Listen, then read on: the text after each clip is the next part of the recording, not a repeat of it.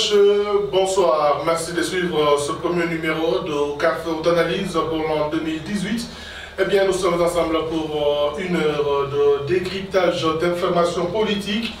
On va parler de l'après 31 décembre 2000, l'après bien sûr le 31 décembre 2017. Une année s'est finalement passée après l'accord ou la signature de l'accord de la Saint-Sylvestre, une évaluation par rapport à l'applicabilité de cet accord. Nous allons également faire le point sur les manifestations organisées le week-end, c'est-à-dire le 31, par le comité des laïcs catholiques. Eh bien, manifestations qui, justement, se sont déroulées dans quelques contrées de la République démocratique du Congo. On va revenir sur la loi électorale, puisque 2018 étant une année électorale. Nous allons faire le décryptage de toutes ces questions dans ce magazine qui reçoit 3 invités qui sont avec nous, en priorité 2, qui sont déjà sur place. Eh bien, la majorité est donc représentée par le PPRD avec l'un des communicateurs, Momo Moulapou, qui nous fait l'honneur d'être avec nous. Merci d'être avec nous. C'est tout un honneur pour moi de vous rencontrer, de rencontrer les autres, à qui je souhaite et veux le meilleur pour 2018 et surtout de gagner ces élections. Surtout la dame en face de moi. Voilà, Maître Céline Kanyeba représente l'UDPS. Maître Céline, bienvenue. Bienvenue, Monsieur José. Je vous remercie de m'avoir invité sur ce plateau. Je voudrais en profiter avant toute chose pour vous qui êtes avec moi sur ce plateau, Monsieur Momo et vous souhaiter les meilleurs vœux pour cette année 2018 et souhaiter à tous nos chers téléspectateurs une année de délivrance, une année de restauration, une année qui va enfin voir le soleil se lever sur cette nation. Voilà, on va déjà débuter ce magazine. Mon ingénieur Wingianda devra nous rejoindre en pleine émission. Nous allons prendre d'entrée des jeux les avis, considérations des politiques à propos de questions d'actualité. Alors, on va débuter ce magazine par Maître Céline Kanyeba. Une année pratiquement est passée, la validité de l'accord de la Saint-Sylvestre. Quelle lecture faites-vous? Sûrement qu'on va revenir sur la marche du 31, mais d'abord, la question concerne la validité de l'accord. Hélas, force nous est donnée de constater qu'après une année, jour pour jour, du 31 décembre 2016 au 31 décembre 2017, l'accord tel qu'il avait été conclu n'a pas vu sa réalisation dans aucun point de cet accord plutôt. Rien n'a été fait, rien n'a été réalisé. Évidemment, comme toujours, on foule tous les accords au pied, on foule la volonté du peuple au pied. Nous le constatons, nous le notons et nous décrions cet état de choses. Et vous pensez que rien n'a été appliqué par rapport à cet accord de la Saint-Sylvestre? Pour nous, rien n'a été appliqué par rapport à cet accord de la Saint-Sylvestre. Alors, M. Momo, la validité de l'accord de la Saint-Sylvestre. Bon, écoutez, vous voulez que j'en parle comme au fait ou que je commence par l'accord lui-même? L'accord lui-même. Vous vous souviendrez que l'opposition a jubilé face à l'accord, alors qu'à la majorité, il y avait des sceptiques par rapport à cet accord, José. Hein? Avant que je me trompe. Allez-y. Donc, d'abord, vous avez commencé par signer sous réserve avant de les Voilà. Donc, je suis de la classe de ceux-là qui savaient déjà que cet accord a été biaisé au départ, parce que c'était un accord entièrement dont l'architecture tournait autour d'une personne et non autour d'une nation. Donc tout était fait pour satisfaire un monsieur, un de nos pères de l'indépendance qui s'appelait le feu Étienne Tshisekedi. Ce n'était que ça. Vous voulez dire quoi? L'accord de la Saint-Sylvestre était taillé sur mesure, voilà, sur la personne de Tshisekedi. J'utilisais un terme l'année passée que vous me refusiez, c'était un accord intuitif personnel. Voilà, vous l'avez dit. Et quand j'avais dit que c'était un accord intuitif personnel, le Seigneur m'a entendu du ciel, il a retiré son serviteur pour le mettre dans son repos. Et voilà, hein, ils ne sont pas satisfaits. Ça veut dire quoi? Puisque l'accord était une toute personnelle, Dieu a retiré son serviteur, il l'a mis au repos. Ça veut dire quoi? Oh, ça veut dire qu'il est maintenant nous l'appelons découjous, selon vos termes juridiques. Ouais, donc notre papa est parti se reposer après avoir fait ce qu'il a pu. Et l'accord lui-même. Non, parlons-en. Non, je dis que pour moi l'accord avait des germes de conflit parce que c'était un accord lié à la personne. Oui, d'une personne qu'il fallait calmer à tout prix, à qui il fallait donner tous les garanties. Et quand cette personne est partie, l'interprétation est partie. D'un côté, il y a sa famille biologique qui n'a vraiment pas participé à sa lutte politique, mais qui voulait tout s'accaparer. De l'autre, il y a aussi ceux-là qui ont combattu avec lui, qui ont estimé que c'était à eux de prendre le relais. Malheureusement, ceux de sa famille s'y étaient déjà mal pris avec des insultes à l'endroit de ceux auprès de qui il courait pour avoir le pouvoir. Et aujourd'hui, heureusement que ma soeur Kaniba est ici pour testifier. Testifier, c'est français, c'est anglais, excusez-moi. Nous avons parfois des problèmes d'utiliser l'anglais et le français. Parfois, ça nous met dans des confusions.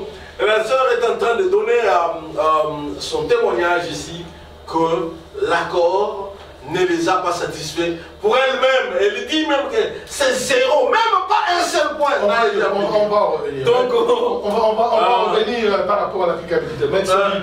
Donc, je dis, pour moi, l'accord était morné. Et maintenant, ce qui a été appliqué, c'est vraiment l'accord. Mais comme eux-mêmes, ils s'étaient piégés. Mais la manière de l'appliquer, c'est ça qui pose problème. C'est ce que je dis. Eux, ils s'étaient piégés en enroulant tout l'accord autour de la personne de l'individu. Et comme Dieu est Dieu, il a retiré son serviteur, il l'a mis au repos, ils sont allés dans une confusion terrible. Aujourd'hui, ils ne sont pas satisfaits. C'est eux. Alors, ça le concerne seulement eux. Maître Céline, l'accord, selon M. Momo, côté de... J'ai dit ici que des conflits. L'accord n'a pas été appliqué. Je n'ai pas dit que l'accord n'était pas bon. Il ne faut pas me faire dire ce que je n'ai pas dit. Pour nous, cet accord était bon, mais il n'a pas été appliqué, il n'a pas été respecté. Comme toujours, le pouvoir en place n'a jamais respecté ni accord, ni constitution, ni quoi que ce soit. Dire que cet accord était tourné autour d'une personne, Etienne Tshisekedi Omulumba, ça c'est faux et ça c'est mépriser le peuple congolais. C'était sur sa personne. C'est mépriser le peuple congolais. Vous savez, ce peuple a eu confiance dans un homme qui est resté constant dans sa lutte pour le peuple. C'est tout à fait normal que le peuple congolais choisisse comme garant dans l'applicabilité de cet accord une personne, à savoir Etienne Tshisekedi Omulumba, à qui il a été remis la présidence du CNSA. Rien que ça. Mais le reste c'était l'affaire de tout le monde. C'était l'affaire d'une structure, d'une institution. Prenez le Premier ministre. Quand on parle d'une affaire de famille, je vais corriger ici. Je vais vous dire que Félix Antoine Tshisekedi Tshilombo n'est pas moins combattant de l'UDPS parce qu'il est le fils de feu Etienne Tshisekedi Omulumba. Il a combattu dans les rangs comme tout le monde. Il est monté, il a monté les échelons, il a gravi les échelons comme tout le monde.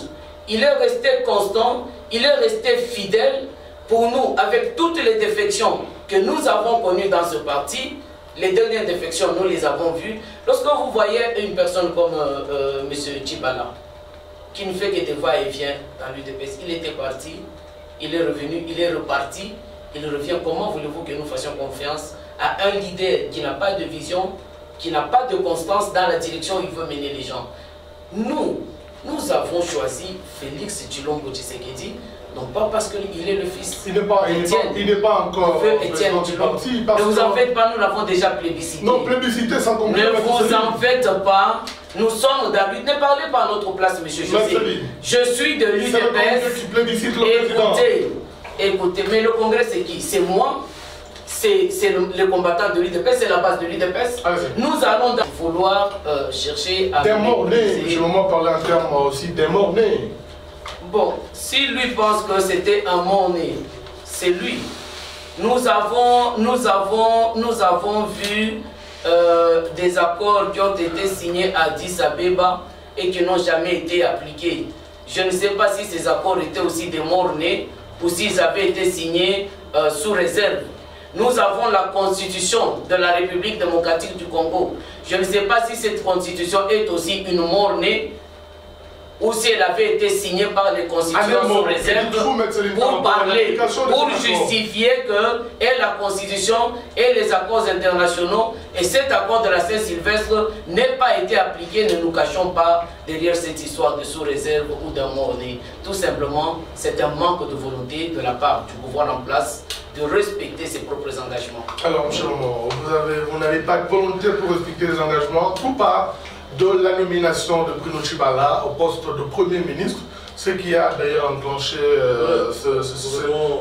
Bruno Tshibala, bien entendu, qui n'a pas été issu du rassemblement limité. Bruno Tshibala, voilà, il fallait d'abord commencer par là, en présentant ma co-débattrice comme étant de l'UDPS limité. Effectivement, je suis de l'UDPS, pas de l'UDPS limité. Je suis de l'UDPS tout court. Merci, allez-y. Merci pour la prétention, mais je connais aussi beaucoup de temps d'UDPS. UDPS, qui va ça? Par exemple, maintenant il y a UDPS Tshibala, contre qui ils sont en train de se battre au tribunal. Donc elle, en tant qu'avocate, elle devrait ne fût-ce que donner le crédit au tribunal en respectant la volonté de la justice et en ne disputant pas dessus. Allez-y, précisons que c'est l'UDPS limité. L'application de l'accord. Donc, nous disons ceci. D'abord, au niveau de la majorité, on était d'accord avec de faire tout. Et tout ce qui a été fait est justement dans l'accord. Le problème, comme je l'ai dit, ils se sont piégés seuls en croyant donner une garantie. La Constitution de la République dit le garant de la nation s'appelle le chef de l'État. En l'occurrence, aujourd'hui, il s'appelle Joseph Kabila Kabange. Et ils ont voulu introduire un nouveau garant par un accord censé ne pas contredire la Constitution. Ils ont voulu introduire leur garant à eux. En introduisant leur garant, vous voyez les conséquences. Aujourd'hui, c'est eux. Elle l'a dit, elle l'a cité. Etienne Tshisekedi Wamulumba. Elle change même le nom de Félix. Ce n'est plus Antoine Tshilombo. Il devient Tshisekedi Tshilombo. Alors que de tout ce temps ici, sur sa carte d'identité, il n'existe pas le nom de Tshisekedi. C'est Tshilombo seulement. Donc, Tshilombo Tshisekedi. Maman. Mais il a un poste, non, monsieur. Il a un poste, non. Son poste, non, c'est Matamba. Il est Etienne. C'est connu de tout le monde. Il n'est pas fils de Tshisekedi, c'est ça? Oui, c'est le fils de Tshisekedi. Mais c'est pas son nom, Tshisekedi. Madame, nous devons apprendre à dire la vérité.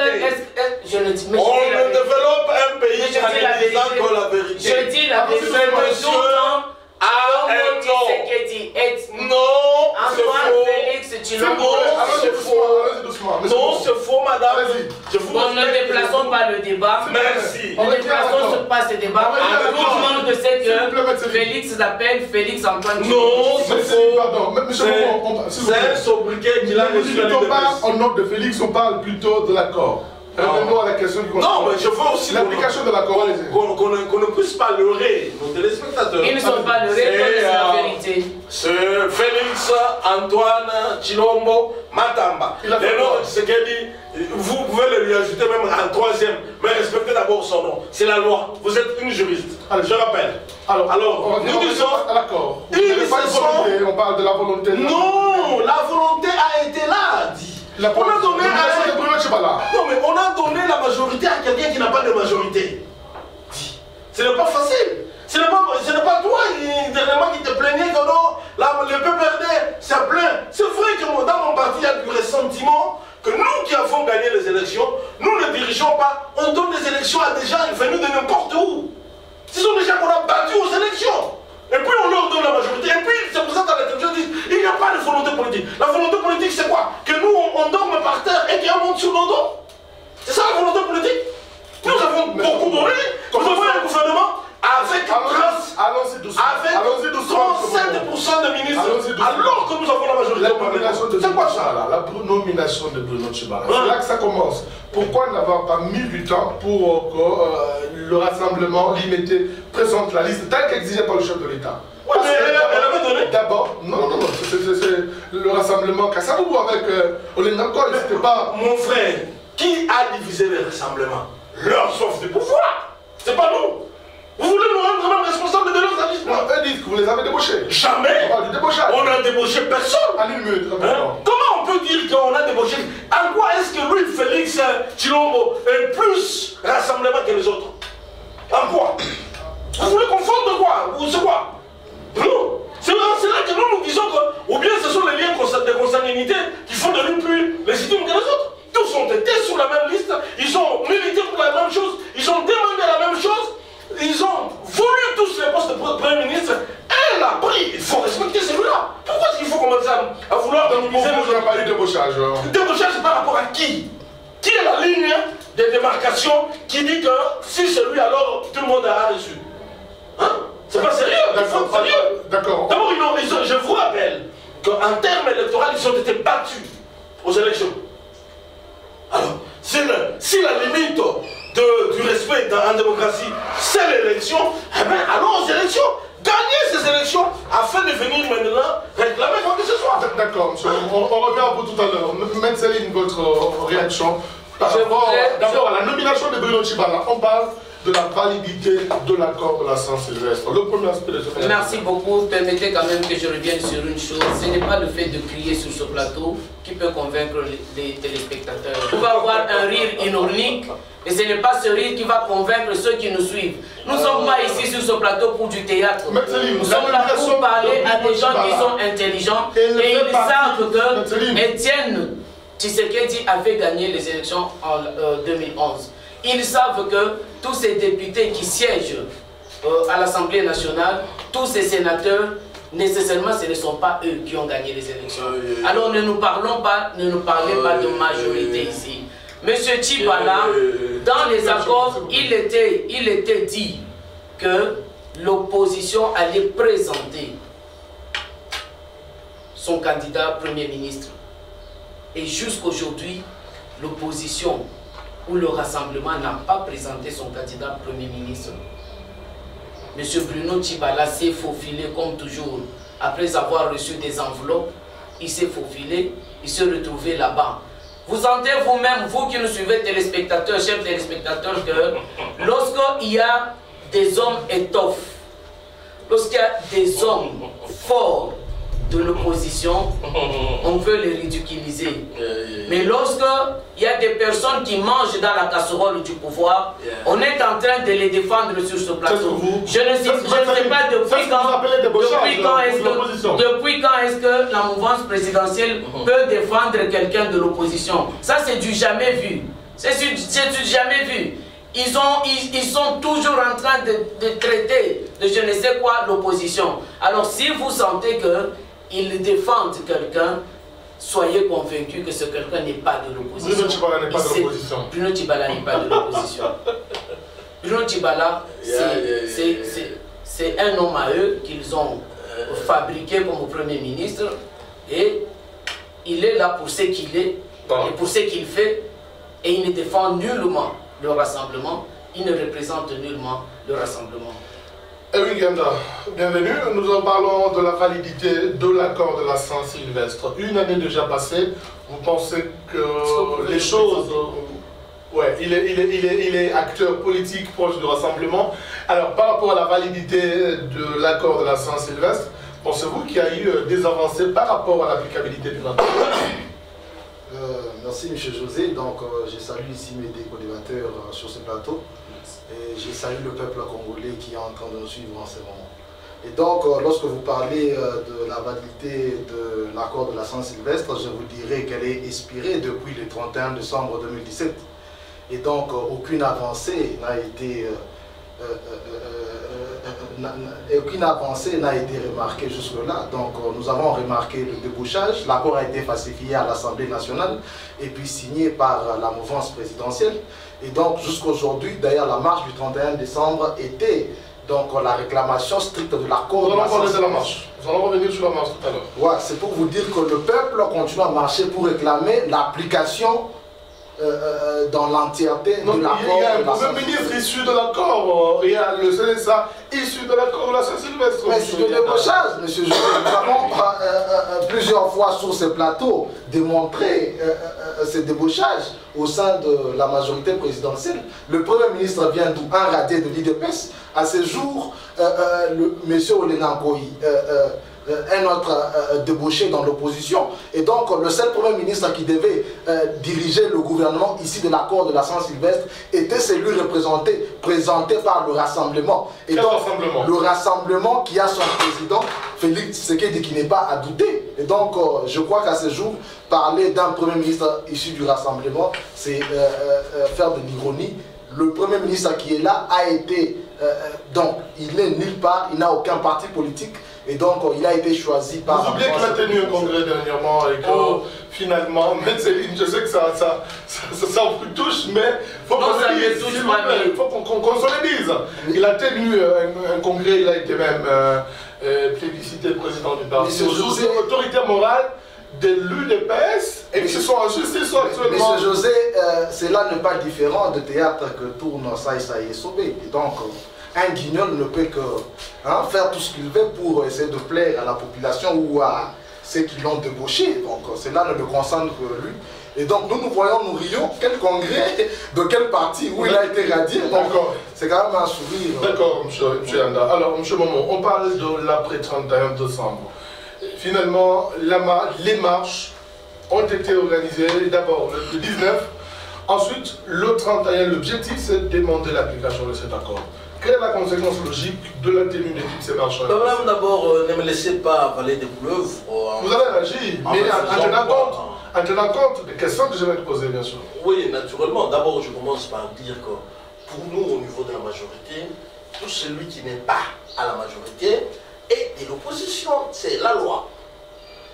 Donc, ceux qui sont venus en face de nous, comme étant de l'opposition, étaient effectivement de l'opposition. Car eux, ils vous disent débauchage, c'est un très beau mot, mais ils nous disent la limite c'était où? Où est la marque du débauchage? Oui, c'est où la limite où on peut dire que ceux qui sont à gauche, ils sont non débauchés, ceux qui sont à droite sont débauchés. Ça c'est le premier élément. Parce que pour nous, tous ne cherchaient que ce poste. Et même ceux qu'on essaie d'insinuer là-bas disent, oh non, la masse réclamée. Ils ne veulent que le poste de Premier ministre. C'est tout. Non, mais ce n'est plus la question de l'accord des élections. C'est simplement la primature. C'est la primature. Tout le combat. Rien que l'obtention de la primature. Voilà. Oh, il y a eu un premier accord. Ils ont dit mauvais, mauvais, mauvais, mauvais. Pourquoi? Parce qu'ils voulaient la primature. Parce que le deuxième accord n'a rien ajouté au premier. Le deuxième est venu.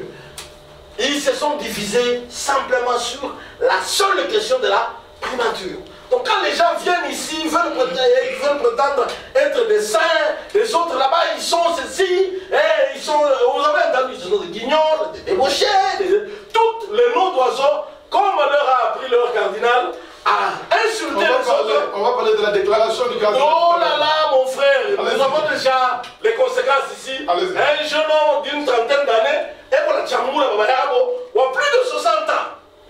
Guignol, simplement. Non, c'est pas moi qui ai insulté. Je ne l'ai pas insulté, lui. À moins que si je l'ai insulté, je m'excuse. Mais au moins, les téléspectateurs voient que face à la quête du pouvoir, on s'insulte. On dit que non, les autres là-bas ont été éradiés. Écoutez, nous sommes dans un pays régi par des lois. La loi portant organisation des associations et des partis politiques existe. Nulle part il n'est écrit qu'une autorité d'un parti peut radier un autre. Au contraire, il est reconnu que dans tous les partis de la RDC, pour radier et exclure quelqu'un de ce parti, il faut le congrès. Non. On vient à la télévision et une maman que je respecte, avec des diplômes, bardés de diplômes de droit, explique aux téléspectateurs que tel a été radié. Auto-exclu. Auto-exclu. Elle oublie tout. Mais c'est ça l'UDPS. Elle oublie. C'est ça l'UDPS, monsieur Momo. Je ne vais pas vous répondre de l'UDPS. mais je suis congolais, la loi nous concerne tous. Donc, j'ai dit, on oublie tout, on fait tout, fi de tout. Tout ce qu'on cherche, c'est la primature. Voilà. Donc, pour nous, en un mot à la majorité, excusez-moi, tous ces gens sont un seul et même sac. Et puis les concertations, la démarche est la même. Tout le monde cherche à avoir la primature, postes qui n'ont pas eu à gagner aux élections. Quand quelqu'un dit ici, non, moi j'ai été élu. Donc ça veut dire que ceux-là qui ont été élus et reconnus sur la liste de la CENI, eux, ils avaient 3 pieds. D'accord. Et eux, ils avaient 5 bras. Non, excusez-moi, laissez-moi répondre. 30 secondes. Parce qu'eux, ils sont à 2, moi je parle de seul ici. 30 secondes. Donc ma maman, elle n'avait que 2 pieds et 2 bras. Les autres là-bas, ils avaient 3 pieds, 3 bras. Et ils avaient la force qu'elle n'a pas. Eux, ils avaient des atouts qu'elle n'a pas. Mais maman, les élections, c'est une compétition. Vous avez été battu. Soyez modeste. Merci, monsieur Maman. Soyez modeste.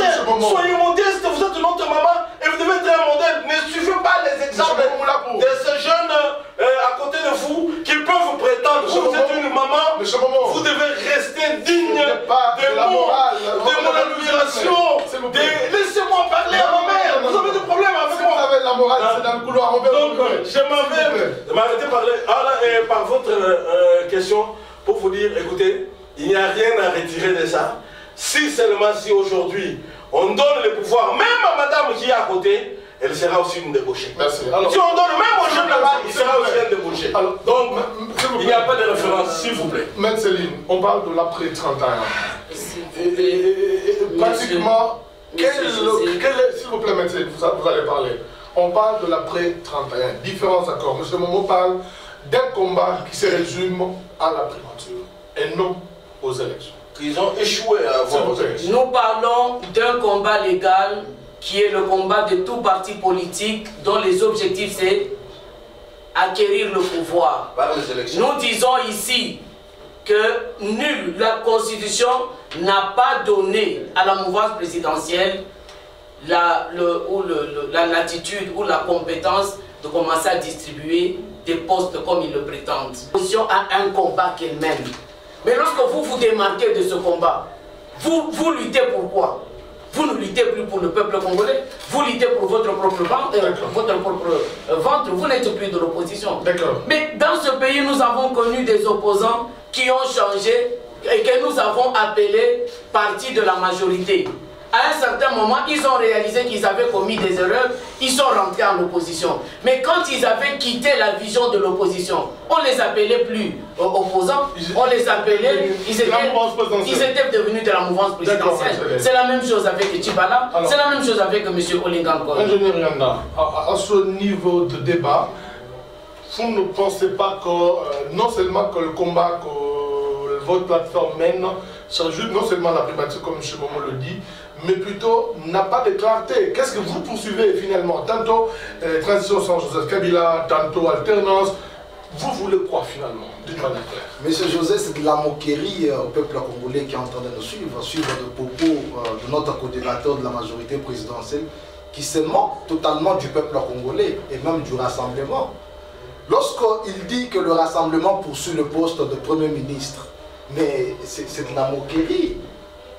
Le rassemblement n'a jamais recherché le poste de Premier ministre. C'est un poste qu'on a taillé au rassemblement après les accords. Le rassemblement poursuit la présidence de la République. Il faut ici rappeler sur ce plateau que le premier à présenter ses candidats président de la République, c'est le rassemblement. Chose que la majorité présidentielle n'a jamais faite jusqu'aujourd'hui.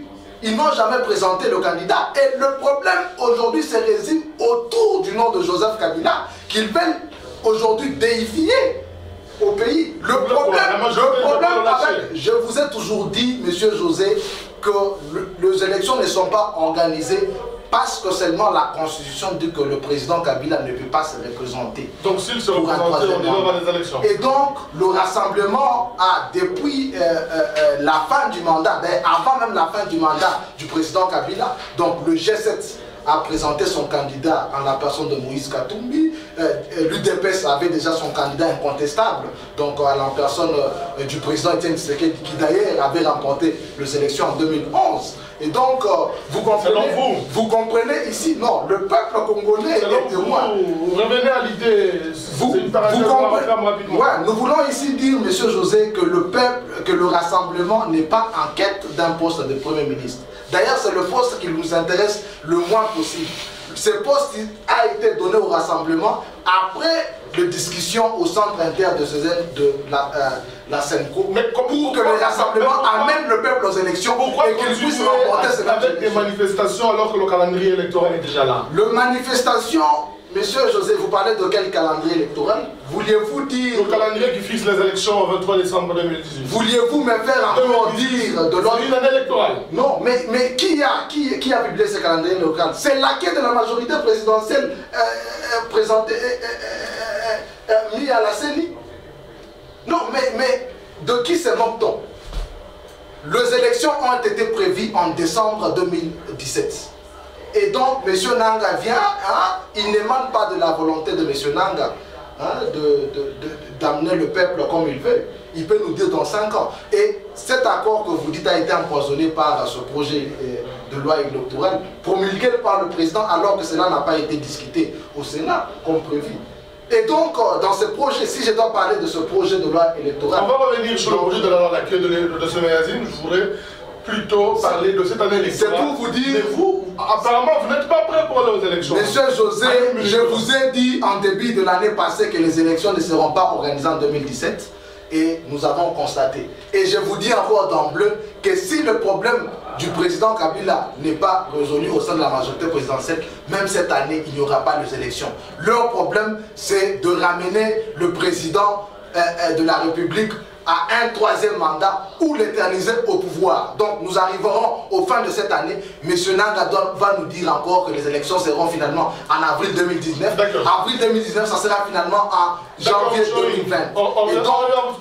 Et donc, il revient au peuple de manifester pour réclamer l'application stricte de l'accord de la Saint-Sylvestre. Alors, M. Momo, le résumé des interventions de vos co-débatteurs, il y en a dit il n'y aura pas d'élection si le problème du président Kabila n'est pas résolu au niveau de la majorité. Ça veut dire, si vous n'avez pas de dauphin, le président Kabila ne se représente pas. Si vous ne parvenez pas à résoudre ce problème, il ne va pas se représenter. Quelle lecture faites-vous au regard de toutes les considérations développées par vos co-débatteurs? Je voudrais simplement rappeler encore une fois de plus mes co-débatteurs à la modestie et au respect de règles simple d'éthique, de logique et de droit. On ne construit un pays que en ayant ces trois à la fois en tête. Donc, qu'est-ce que je veux dire? Je veux dire simplement que ce pays a plus de 66 ans, alors que le président n'a que 45 ans. Dire que non, il n'y aura jamais des élections tant qu'on n'a pas résolu son problème, je ne sais pas. Il a étudié où? Heureusement, vous dites que c'est un ingénieur. Et encore une fois de plus... Parlons des idées, s'il vous plaît, M. Momo. Non, mais il a parlé d'un individu. Je réponds sur quoi? S'il vous plaît. Je ne réponds pas sur l'individu. Non, ne parlez pas des personnes, parlez plutôt des idées. Il a dit, tant que vous ne résolvez pas le problème, la présidence de la République est une institution. Ce n'est pas un individu, c'est une institution à la présidence de la République. Allez-y, c'est bien dit. Allez-y, M. Momo. Merci d'essayer de défendre, mais encore une fois de plus, je dis, avant que Joseph Kabila ne soit président, avant que Joseph Kabila ne naisse, ce pays existait. Et qu'il va continuer à exister longtemps après lui. Donc, prétendre que tout est lié à la personne de Joseph Kabila, c'est manquer de l'argumentaire. Et excusez-moi, je ne veux pas aller loin, de peur de vous frustrer, comme vous essayez de frustrer les autres, mais au moins vous comprenez que vous êtes en dehors des rails. Joseph Kabila n'est pas le problème. Si Joseph Kabila... Où sont vos dauphins? Pourtant, il est, selon le rassemblement, M.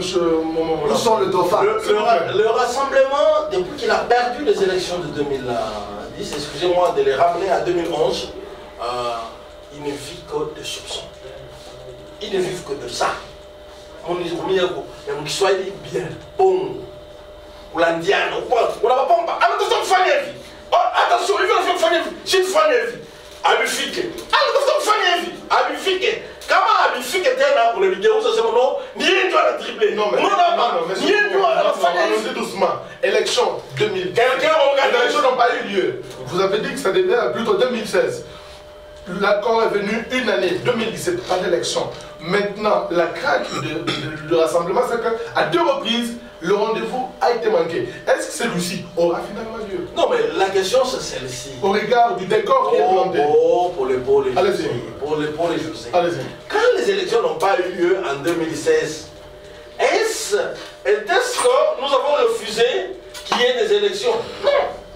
La vérité, c'était qu'on a publié des calendriers électoraux qui ont été rejetés, combattus, au point même que des gens ont amené, j'ai dit quelque chose que les Congolais ne savent pas, des bateaux militaires au large de Rwanda pour menacer la République démocratique du Congo. Pourquoi vous voulez faire les élections? L'opposition a dit non.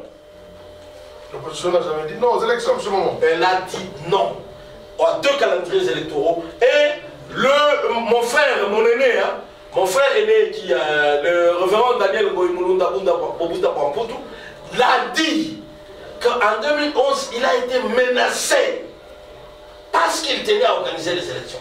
Donc, qu'est-ce que je veux vous dire? Je veux vous dire que les élections n'ont pas été reportées pour rien. Même maintenant, leur marche là du 31 décembre, vous savez c'était quoi? Ils ne veulent pas. Ils disent donnez-nous. Je vous ai dit, tout ce qu'ils font ici, tout ce qu'ils font depuis 2011, c'est Montopati est corps prématuré. C'est tout. Tout ce qu'ils peuvent expliquer, sauter, mettre des cravates rouges, des papillons, des chemises bleues, des jaquettes. Ce n'est pas leur problème. Leur problème, donnez-nous la primature. John Mamou, la maman. Une million de français, aujourd'hui, à maman, pour la ministre français, excusez-moi, ma place. Non, je refuse. Ça fait des années que je suis constante dans ma vision. Voilà, et je lutte pour le peuple congolais, pas pour les intérêts. Alors, je suis différente de vous, messieurs. Voilà. Alors, la dernière minute, vous restez, allez-y, monsieur Momo. La dernière minute, je voudrais que vous... Les Congolais, ils vous regardent et rient un peu. Ils ne rient pas parce qu'ils ne connaissent. Merci, je suis né à Lubumbashi, j'ai grandi à Lubumbashi. Ceux qui m'écoutent maintenant, ils me connaissent, ils connaissent ma constance. Ils connaissent mon sérieux. Je vous donne la parole tout à l'heure. Moi, je suis né à Kapanga. S'il vous plaît. J'ai grandi à Lubumbashi. C'est pas qui est important. Et oui, il a évoqué la question. Merci beaucoup. Du Dauphinat. Heureusement que tu l'as dit, toi. La question du Dauphinat. Non, ce n'est pas ça la question. C'est une question de stratégie politique. Je vous donne l'exemple. Tout près ici, un de nos pays voisins, parmi les 9, s'appelle la Tanzanie. Elle n'avait pas de dauphin. Jusqu'à 2 mois des élections, quand il fallait déposer la candidature, ils ont sorti le nom de M. Magufuli. Face à un populiste invétéré qu'on appelait M. Richmond à un certain moment. J'ai oublié un peu son nom, qui était d'ailleurs Premier ministre de ce pays-là. Le parti au pouvoir a sorti celui-là. Il a mis les paquets dans la communication.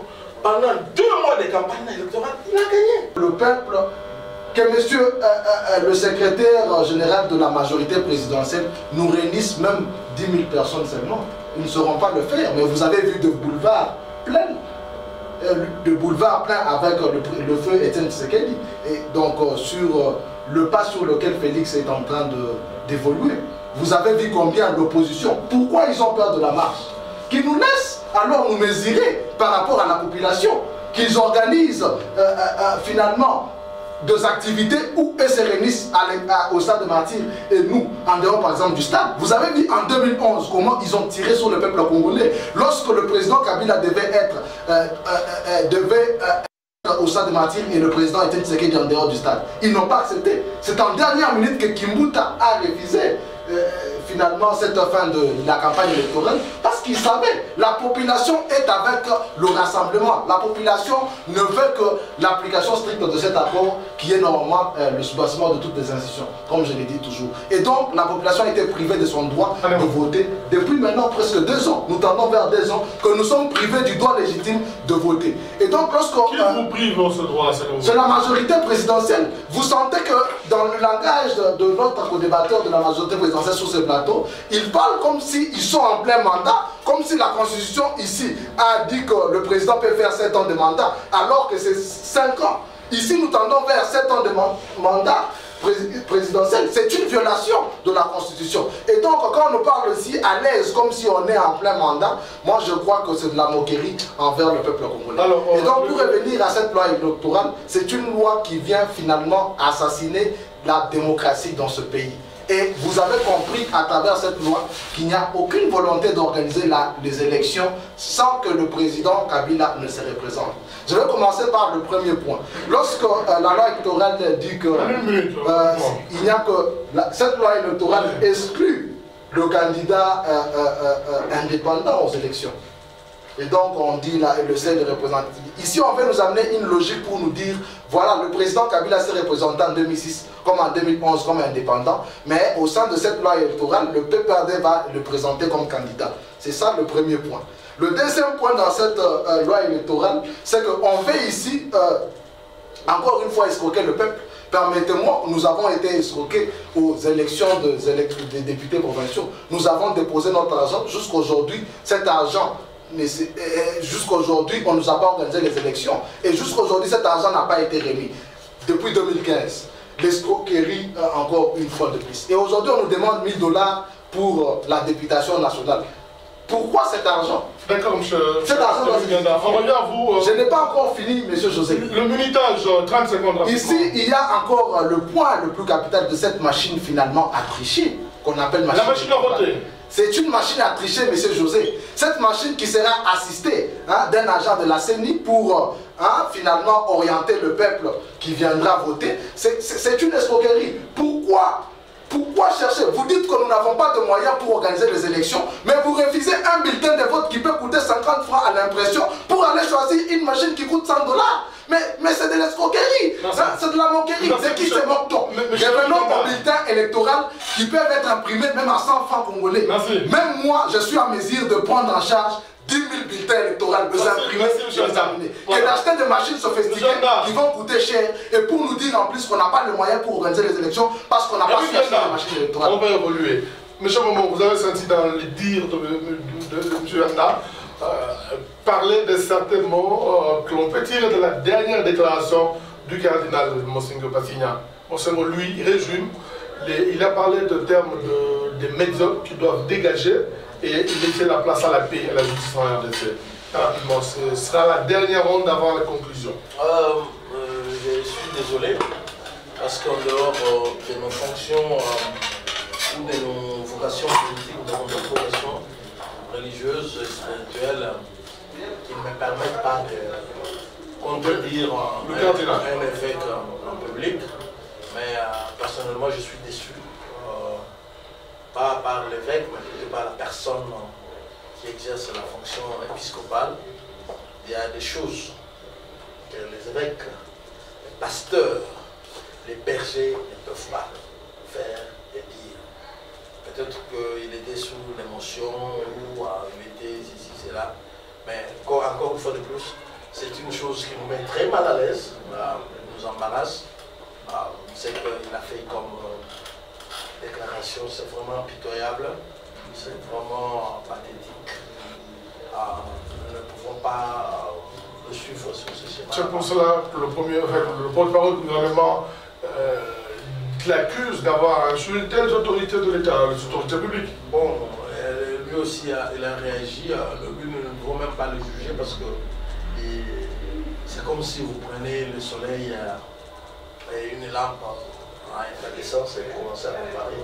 C'est différent, donc ce qui a été fait par son éminence, le cardinal, est tout à fait regrettable.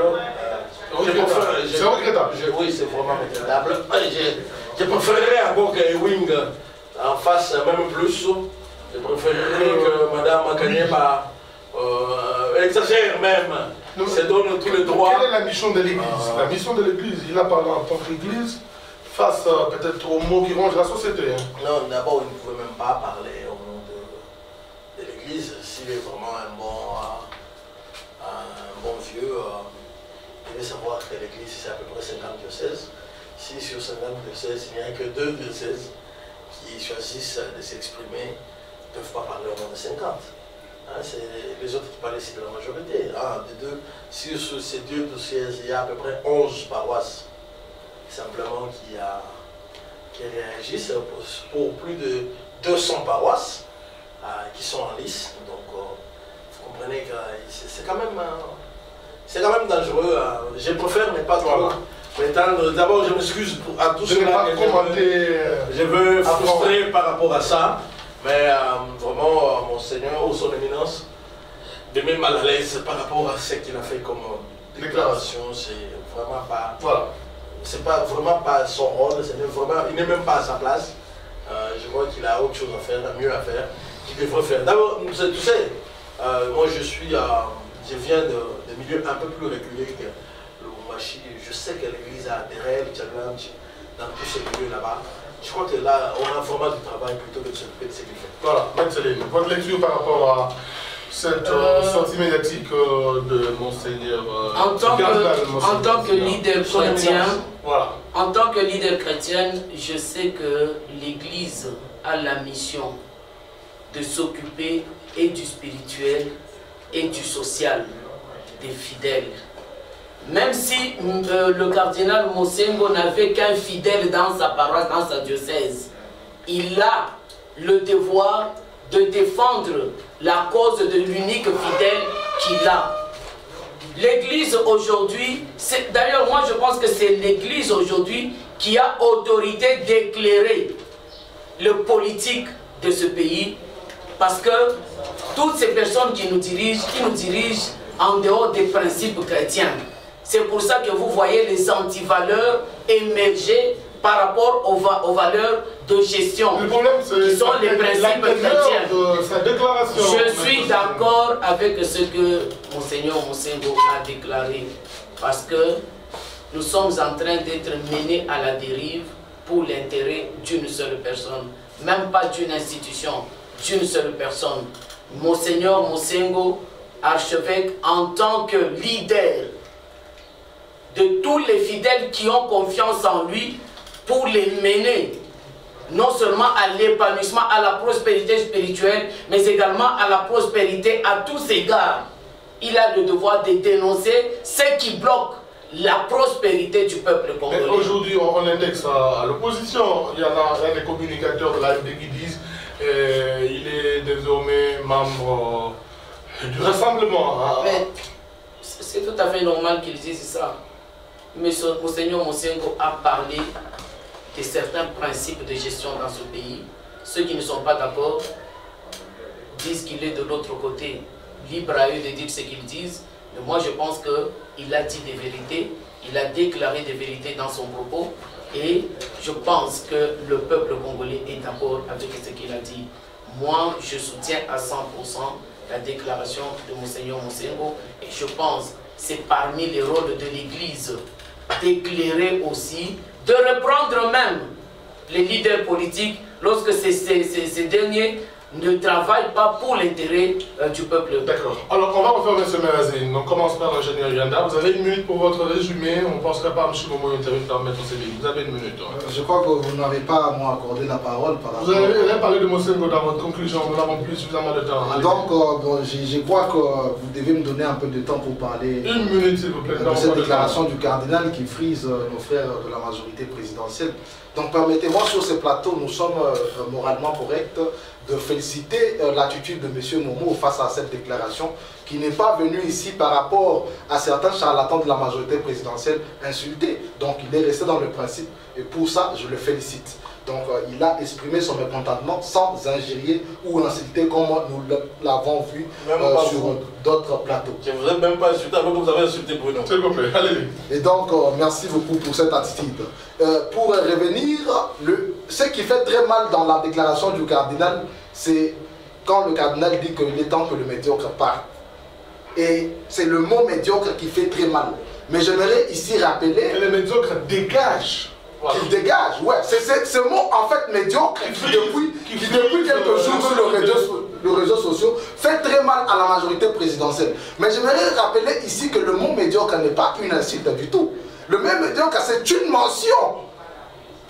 Monsieur José, on vous donne la tâche d'organiser les élections dans 5 ans, vous ne l'organisez pas. Bon, parmi les mentions, satisfaction, distinction, médiocre, je ne sais pas, vous êtes où? C'est au bas de la moyenne, vous êtes à 7 ans, vous êtes médiocre. C'est qui est intermédiaire entre les... Voilà, ce mot a trouvé sa place, ce n'est pas une injure, c'est par rapport à la tâche qui a été donnée à la majorité qui n'est pas faite. Du pays. Non, écoutez, monsieur José, le vrai insulte, c'est dans la majorité présidentielle. Nous avons vu un ministre de communication sur le plateau injurier, monsieur Moïse Katumbi, idiot. Nous l'avons vu sur ce pays. Alors, allez-y, personne dans la majorité présidentielle l'a constaté. Quand même nous n'avons plus de c'est temps. ça même les insultes. Et donc le mot médiocre a sa place dans la déclaration du cardinal. C'est pour dire que monsieur, voilà, vous n'avez pas la mention satisfaction, distinction non plus. Vous êtes médiocre par rapport à votre tâche qui vous était donnée d'organiser dans 5 ans. Et donc pour conclure, j'appelle le Congolais à la conscience. J'ai toujours dit qu'aussi longtemps que l'herbe restera basse au pied de l'éléphant, même avec le meilleur qui peut avoir l'herbe, l'éléphant la piétinera. C'est pour dire qu'aussi longtemps que le peuple congolais restera dans l'ignorance, même avec les meilleures intentions que peut avoir le peuple congolais, la majorité continuera à la piétiner. Et donc il en va du peuple congolais de prendre conscience de sa destinée, de continuer avec de marches pacifiques, dire non au pouvoir et dire au président Kabila que nous voulons les élections dans, au plus 2018. Nous voulons que M. Kabila parte, personne ne l'en veut. Il peut revenir, j'ai toujours dit qu'il a des atouts, si c'est sans populaire, il peut revenir après 5 ans pour essayer de tenter à la campagne électorale s'il peut gagner les élections. Et donc, il peut partir au Sénat pour le moment, attendre le... Merci, Mme Céline, votre résumé. Je félicite le peuple congolais qui a pris conscience de son pouvoir, parce que nous sommes en démocratie, le pouvoir est entre les mains du peuple congolais. Ne vous fatiguez pas. La voix du peuple, c'est la voix de Dieu. Il peut y avoir une résistance, il peut y avoir du mépris par rapport à ce que vous réclamez en face de vous. Mais sachez que le souverain politique, celui même qui a organisé le gouvernement humain, c'est écrit dans le livre de Genèse, au chapitre 6, il a déjà pris les choses en main. Dieu a entendu vos cris, Dieu est du côté du peuple, résistance ou pas.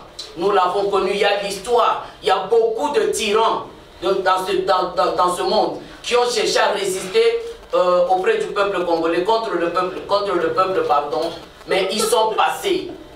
Ils sont devenus une histoire, mais une histoire malheureuse, une histoire honteuse. Sachez que ce pouvoir sera pour cette nation une histoire honteuse, une histoire malheureuse qu'il faudra coûte que coûte effacer de l'histoire de la nation congolaise, et la victoire est vôtre. Nous allons connaître cette alternance, nous allons vivre cette alternance parce que c'est vous qui avez le pouvoir en main, c'est vous qui décidez. Les institutions du pays, toutes les institutions du pays sont maintenant caduques, sont tombées, ils sont nuls. C'est vous le peuple. Comment elles peuvent tomber caduques? Je parle des institutions de la nation. J'ai parlé des institutions. Ils sont tombés, c'est la Constitution qui nous le dit. Alors c'est vous, peuple congolais, qui devez diriger cette nation et mener cette nation pour votre intérêt et pour votre bonheur. On termine par M. Maman. Je vous remercie, José Moukeni, de me donner l'opportunité. J'espère que j'aurai quand même aidé ceux qui sont sur ce plateau et à la maison à réfléchir correctement. Écoutez, la majorité, ce n'est pas un concept imaginaire. C'est le résultat issu d'une compétition qu'on appelle élection. Aujourd'hui, vous êtes devant, je suis devant vous avec des co-débatteurs. Heureusement que l'un n'a pas de parti politique. Donc, ce qui fait que... Concluez. Je suis en train de conclure. Ce qui fait que les organisateurs de la marche, eux, voulaient que le calendrier soit annulé pour repousser et donner le pouvoir à l'opposition. Lui, il parle de mi-juin, je ne sais pas où il a reçu ça. Donc, c'est en contradiction avec... C'est un vœu.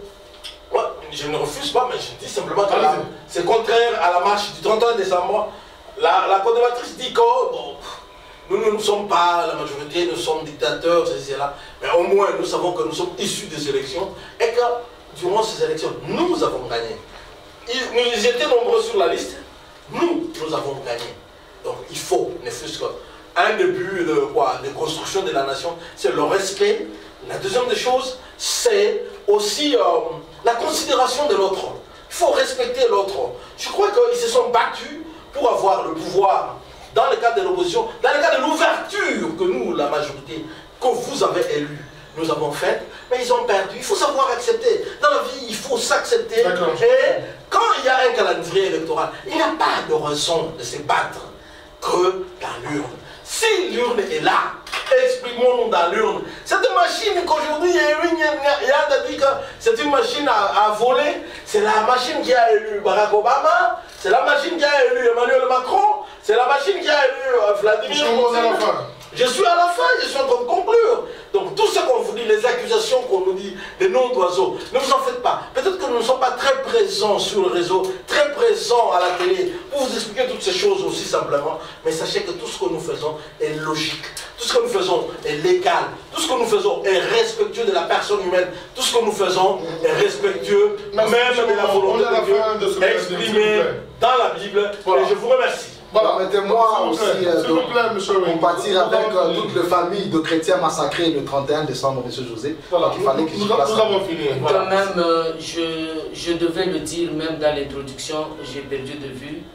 Effectivement, nous nous inclinons devant les combattants de cette nation qui ont versé leur sang pour que la démocratie soit respectée dans ce pays. Voilà, nous devant les pauvres militaires, fonctionnaires comme moi, payés à monnaie que tout le monde reconnaît des singes, mais que vous venez tuer simplement parce que vous voulez garder l'ordre de votre pays. Voilà, Madame et Monsieur Véazine, je referme. À tout ça, chacun, merci de l'avoir suivi. C'était le premier numéro de Carrefour d'analyse pour l'an 2018 qui a eu le plaisir de recevoir M. Momo Moulapou qui nous fait le plaisir d'être avec nous. Merci d'avoir accepté notre invitation. Je vous remercie. Il représente l'OPPRD. Maître Céline Kanyeba représente l'UDPS. Merci d'avoir accepté notre invitation. Ewing Yanda, merci d'avoir accepté notre invitation. Acteur politique de l'opposition proche du rassemblement. Merci d'avoir été avec nous. Carrefour d'analyse passe dimanche 21h, rediffusion lundi 14h. Nous passons sur YouTube et d'autres réseaux sociaux. D'ici à ce que l'on se retrouve, portez bien chez vous. Au revoir. Monsieur